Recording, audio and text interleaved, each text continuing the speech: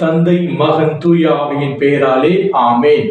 ஆண்டவர் உங்களோடு இருப்பாராக, உம் ஆன்மாவோடும் இருப்பாராக. இயேசுவில் பிரியமுள்ள சகோதர சகோதரிகளே, இன்று நாம் திருவருகை காலத்தின் 2வது ஞாயிற்றுக்கிழமையில் அடியெடுத்து வைக்கின்றோம்.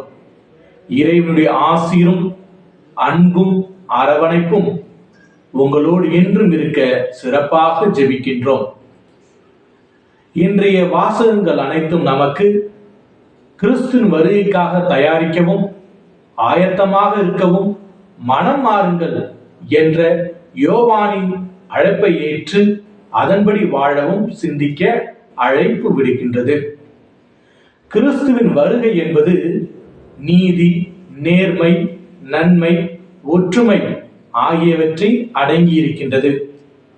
இன்றைய முதல் வாசகத்தில் இறைவாக்கின எசையா மிக தெள்ள தெளிவாக கூறுகின்றார். வேற்றுமையுடைய விலங்குகள் ஒற்றுமையாக வாழ்கின்ற பொழுது நாமும் அதுபோல ஒற்றுமையாக ஒருவரை ஒருவர் விட்டு கொடுத்து வாழ வேண்டும் என்ற கருத்தினை முன்வைக்கின்றார். புனித பவுலடிகளார் கிறிஸ்து நம்மை ஏற்றுக்கொண்டது போல நாமும் நம்முடைய சகோதர சகோதரிகளை ஏற்றுக்கொண்டு அன்பு செய்து வாழ வேண்டும் என்று கூறுகின்றார். இன்றைய நற்செய்தியில் திருமுழுக்கு யோவான் மனம் மாறுங்கள், விண்ணரசு நெருங்கி வந்துவிட்டது என்ற அறைகூவல் விடுக்கின்றார். மனம் மாறாதவர்களை கடுமையாக சாடுகின்றார்.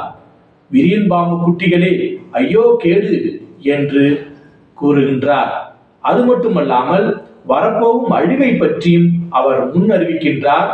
நாம் கிறிஸ்துவின் வருகைக்காக நம்மையே தயார் செய்வோம், மனம் மாறுவோம், விண்ணரசில் பங்கு கொள்ள நாம் சிறப்பாக இந்த புதிய நாளை தொடங்குவோம். இறைவனுடைய ஆசீர்வாதம் நமக்கும் நம்முடைய குடும்பத்திற்கும் என்றும் இருக்க சிறப்பாக ஜெபிப்போம். இன்றைய நாளிலே, இன்றைய காலங்களில், அதாவது திருவருகை காலத்தில் நாம் சிறப்பாக முக்கியமாக ஜபத்திற்கும் தபத்திற்கும் ஒருத்தலுக்கும் முக்கியத்துவம் கொடுத்து இறைவனுடைய அன்பில் இணைந்திருந்து நம்முடைய ஆண்டவர் இயேசுவின் பிறப்பை மிக சிறப்பாக கொண்டாடுவோம். இறைவனுடைய ஆசீர்வாதம் உங்களுக்கும், உங்கள் குடும்பத்திற்கும், உங்கள் உற்றார் உறவினருக்கும் என்றும் கிடைக்க நாம் சிறப்பாக ஜெபித்து இறைவனோடு சேர்ந்து பயணிப்போம். எல்லாம் வல்ல இறைவன் தந்தை, மகன், தூய திரு ஆவி உங்கள் அனைவரையும் நிறைவாக ஆசீர்வதித்து வழிநடத்துவாராக. ஆமேன்.